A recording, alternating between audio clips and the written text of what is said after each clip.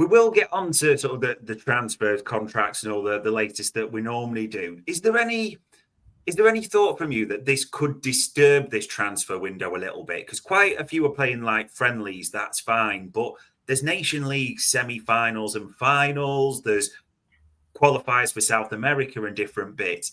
Is this going to disrupt what Liverpool might want to do in terms of departures and incomings, do you reckon? Yeah, it definitely doesn't help. There's no doubt about that, because, it basically restricts the amount of days that you can do things. If you don't want to do a player's medical on a Thursday and they've got a game or whatever, that's not happening. If the training's bang in the middle of the day and the manager says he doesn't want that disturbed or whatever, again, the federations are well within the rights to kind of put the foot down and make it difficult for clubs when they do the business. So what you've got to do if you want to complete a deal in this window is make sure you get all your ducks in a row, basically line the whole thing up, and then you'll be able to say to federations, look, when we come in, do a quick medical, do our interview with him, done. So they've got to work around them, which is absolutely fair because they're in the, they're taking care of the players now in this window. So it does complicate things slightly, but it doesn't make it impossible. We've seen it so many times that they can do that. So, but they've just got to be careful about how they do it and be very, very efficient in terms of flying out the media team and those sorts of things. So, I don't think it puts a ban on any of these moves happening, and you probably will see a couple of them get done while they're in camp. But it's just something for them to think about. Yeah, it will be interesting to see how that gets navigated. And we'll jump into that section because it's all the chat panel seems to be interested in, funnily enough. And we'll start in terms of the outgoing section. Now, this one looks 99.9% done, doesn't it? Queeve and Kelleher, the fee's been agreed, it seems, with add-ons, 80 million quid to Brentford. It just feels right, though, this, doesn't it? A good move. He'll be number one, a decent fee with a year left. Just sort of a nice departure. Is that fair to say? Yeah, I think it's one of those that you can say kind of works for everyone. I think Brentford kind of would look at it. I mean, it's initial 12 million with 6 million worth of add-ons. So they'll look at it and think from their end, we've got a good deal there for a very, very experienced goalkeeper who's won a couple of League Cups, got to another final, and played a lot of Premier League and Champions League football for a backup. Is brilliant with his feet, great shot stopper, everything. He's just a very, very high quality player, and he's still young as well. So he's going to get even better, you would hope. So great deal for them. Great deal for Liverpool, as you say, to have that top end figure of 18 million with 1 year left on his deal. And also a great move for Kelleher because I think it's a very good club that's solid and stable. And they play an exciting brand of football at times as well. I quite like watching Brentford. They do absolute goal fest a lot of the time. So he might be busy at times as well. They're very open, or they have been this season anyway. Maybe that wasn't the true in the past, but they've been a bit more open this season, which is good fun to watch. So he might be busy and involved, but it's a really stable environment. And you look at kind of Vandenberg going there, and he's absolutely flourished. And I just think it's a very, very good club to move to. A smart one for him because that spot has opened up for him to be number one there, and Liverpool have granted his wish to let him go and play first team football. So, like I say, one of those rare deals you can kind of look at and say absolutely everybody is winning from that one. Yeah, a few comments in there. Vinicio said a low fee for Queeve, but he needs to play regularly. And there's also suspicion or stories around, could this be linked to Leverkusen because they've just signed Brentford's former number one, haven't they? Flecken, or about to. So they're trying to use that as a building block. We'll have to see on that one. But sticking on outgoings, I didn't think I'd be saying this too often, but people's stories or speeches, if you want to call it that, on Instagram. Luis Diaz seemed to put one, and people latched onto a few words like, I'll always carry it in my heart. And then Luis Diaz's other half talked about it, that carrying it forward and something forever. And there's been a lot of Luis Diaz stories around. Paul Joyce mentioned it, and the Telegraph went, Al Nassr seemed to be in for him. Is this starting to feel like Luis Diaz could be leaving Liverpool? Yeah, I mean, it is a concrete possibility, you can say. I mean, it's really, really kind of risky to make any concrete predictions in the transfer window, as you know, as I know.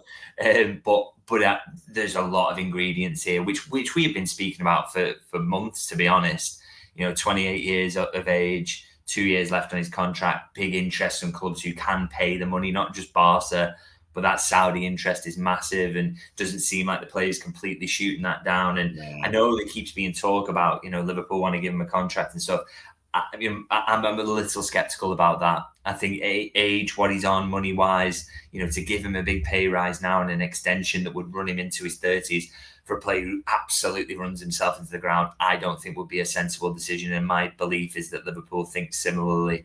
So a lot of ingredients there for that to happen. So, if an offer comes in that the player seems that he would be willing to entertain, then it looks like, the ingredients are there for him to go. And I think those messages, they don't quite say goodbye, did he? But I mean, it's interesting that both of them have put those out there and kind of, very heartfelt messages. It seems like it's at least something that very much could happen. So, you can't be concrete on it yet because things have got to happen, which is the bid has got to come in, player's got to accept it, contract's got to be right for him or whatever, the move's got to be right for his family, all those things. But it's clearly something that could develop in the next few weeks or so. And I think those messages just add to that feeling. So, if I was a betting man now, I would kind of maybe lean towards more that he will go than stay. But it's, all these things are possible at the moment, and we just have to kind of hang tight till something concrete kind of happens there. Yeah, definitely on the ones to watch list, no doubts about it at all. And other maybe younger players, Jayden Danns, a lot of the reports, Sunderland, their Northern Echo reporting that they'll come back in, it's expected, for a loan move for Jayden Danns. Don't want to be sort of derogatory of Sunderland. Is that a good move for Jayden Danns going to, let's be honest, what's going to be right at the bottom of the Premier League and maybe in a struggling side? Does that feel like a good move for him if it happens? I think so, because I mean it's a better move than a Championship loan, and I mean he basically skipped that by going there last season and not even playing a game. So I think to get him a Premier League loan of any sort would be pretty good, to be honest. And how much business can Sunderland do to really push him down the pecking order? I'm not so sure. So I think it'd be a good move for him. And I mean, you look at, say, Liam Delap, who was in a kind of Ipswich side that really struggled, but he still managed to get the odd goal. He did it well enough to prove that he was at the level, and obviously enough to get himself a move to Chelsea. So I think for Dan's that could be a really good move. But it's and I wouldn't be surprised if they're interested again as well, because he makes a lot of sense for them. He did in the Championship, and it was a shame that injury just wouldn't ease up for him, but they obviously really like him, and I think if Liverpool could get that move going, I think they would be absolutely happy with that, and I think the player would be, and Sunderland would be as well. Yeah, maybe it would work out for all parties. And this almost came up on Sky this morning. I don't know why they're calling it like breaking news, because this has been out there for ages that Everton like Ben Doak. I mean, many have reported on this. Paul Joyce had a big article as well. I just think that's known, but it feels a bit more real now that Everton might do something about that. Yeah, so I mean, this definitely came from the kind of Everton side a couple of weeks ago. So 100% there's interest there, and I think it'd be a really good move for Doug, to be honest. I think David Moyes, very, very good manager. Everton for me, I would predict confidently they won't be in a relegation battle next season, because I think Moyes is too good for that, and I think they will make some smart signings as well. So I think it'd be, and he can stay local as well, doesn't even have to move house. So a lot to appeal really in terms of that. So I would expect that one to move. I think there might be some competition elsewhere for him. I believe Bournemouth might have a little bit of an interest in him as well. So that's one to keep an eye on. Crystal Palace have been interested previously. Yeah. So there's a few clubs in the mix there, but I've said for a while now that I think he would move permanently in this window, and I stick to my guns on that one. Yeah, you would expect that one to happen for him. And I mean, in terms of the incomings, we've got one confirmed. Jeremy Frimpong is a Red, done his videos, done his interviews. I mean, the one thing it's important to say, I think, about Jeremy Frimpong, he just seems like a nice guy, but it seems like he's going to be a fun signing as well, doesn't he? Yeah, he seems like he's really kind of pleased to be here. And I mean, to be honest, we probably shouldn't take that as a sign of anything after the Chiesa one, because he was delighted and it didn't quite work out for him. But, I think it's always a really, really good start, isn't it? If the player seems like they're absolutely delighted to be there. And I think he suggested in that video, didn't he, that his dad might have been a Liverpool fan as well. So that's really, really nice. And what a moment for them as a family. So just counts to the Liverpool approach really, which is to try and sign players who are good lads really. So it seems like they've got another one here, and they've got one who's a really good talent who can play all up and down that right hand side, so should get plenty of games as well. So it's an exciting one and a good start to the summer as well. Because I mean, at that price point, very low price point, I think you would have, if that release clause wasn't there, how much would you be paying for him? So it's a very smart start to the window, definitely. Yeah, especially in those 3 installments, it does just seem good, smart business that way. And this is the one the chat panel is going pretty insane about.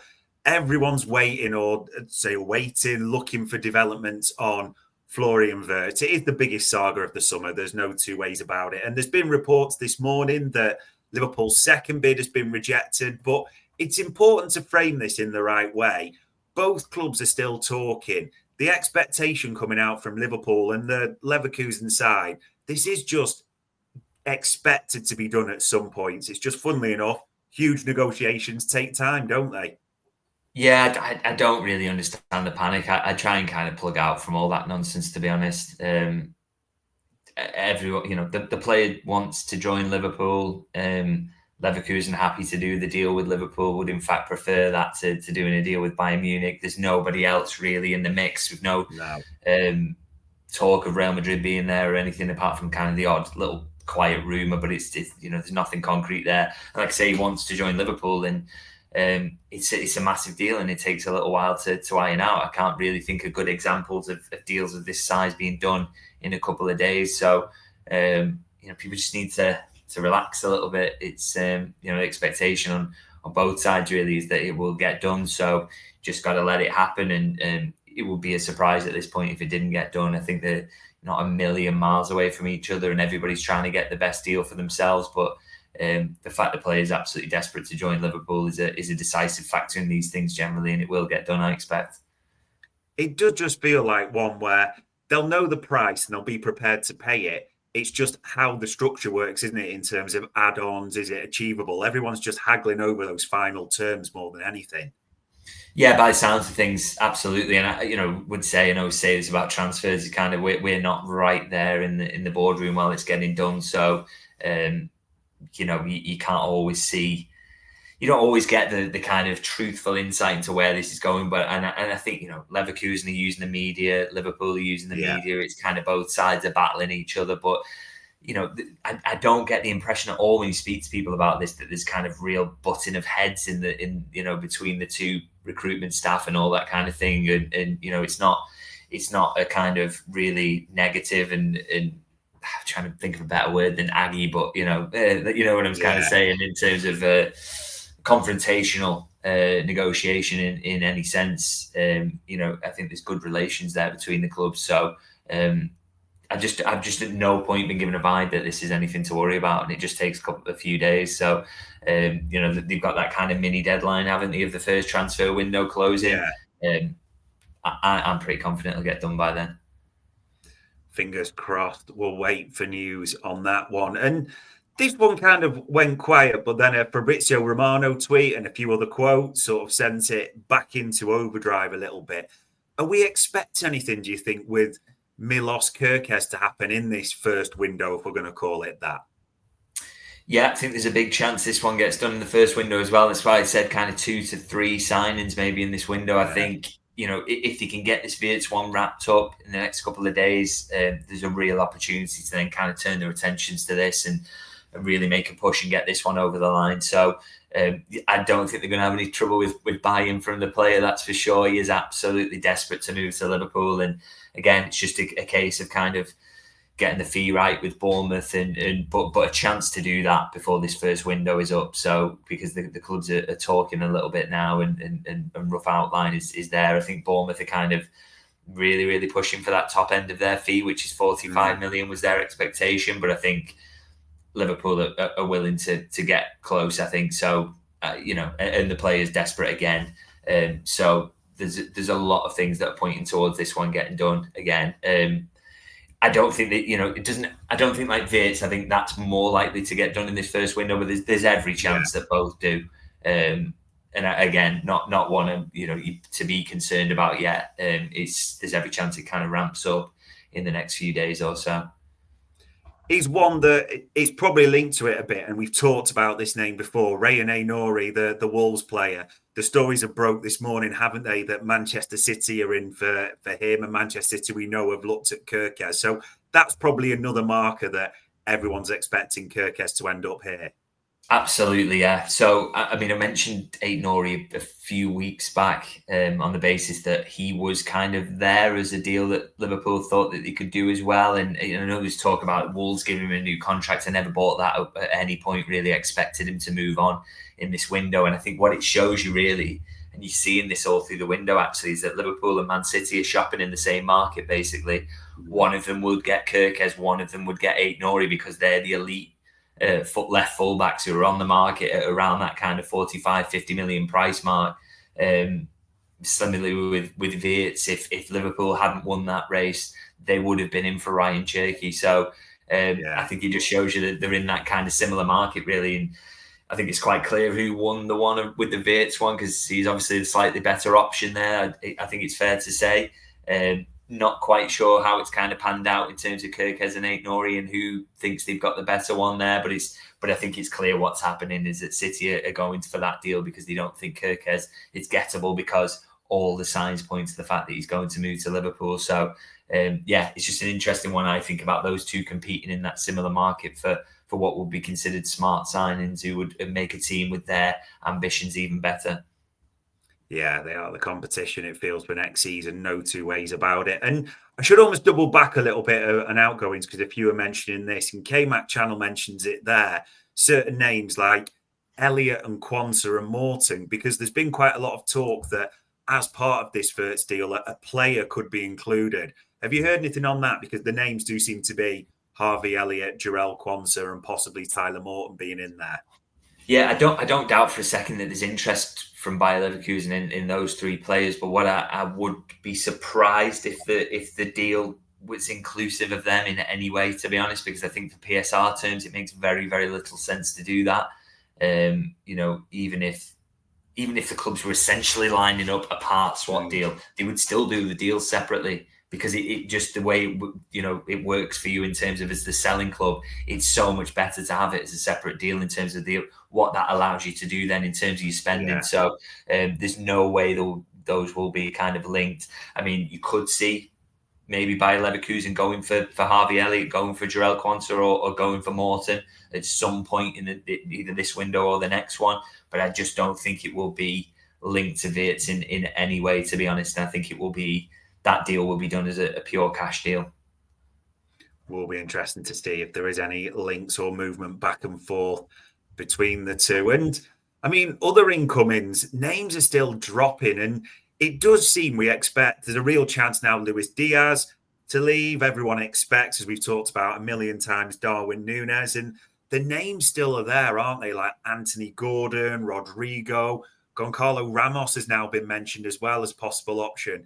It does feel like Liverpool are still looking for another attacker, it's fair to say, on top of WIRTZ, isn't it? Yeah, I think so, because I think there's going to be kind of openings coming, isn't there? I mean, like we said with Diaz, there's a big chance there that he goes. I think Núñez, I'm still in the camp that he absolutely 100% will leave. So that's a couple out the door there that you maybe have to replace. I think there's big doubts over Chiesa. If an offer came in for Jota, that's an interesting one, isn't it? So, as much as they'll want to they'll want to limit the turnover somewhat, but these gaps are opening up for them to add further attackers. I think if they were to add another forward, I think it would have to come off the back of a departure now. I think they'll get WIRTZ done before any of that, but then they need to push people out the door. Then they can kind of add some more. But there's a chance that they do go for more, and it'll be interesting to see what they do. I mean, with Ramos, it's not quite worked for him at PSG, has it? Is he very high up the list? I'm not so sure. It's not a name I've personally heard, and it kind of feels like one that would be a bit of a surprise, really, if they did go for him.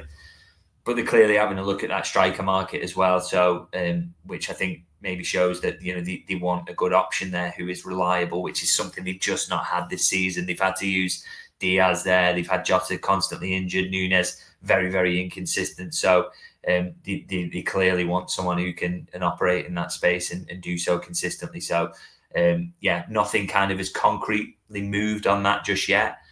Would keep an eye on Ekitike because profile-wise, age-wise, there's been some contact with his camp. But they do contact the camps of a lot of players, by the way. So, I don't think you should read too much into that. But I think he's maybe there and kind of in the mix as possibilities. But yeah, I think maybe that one's going to move to the net, not to be done in this first window, but something I can feel fairly confident in saying.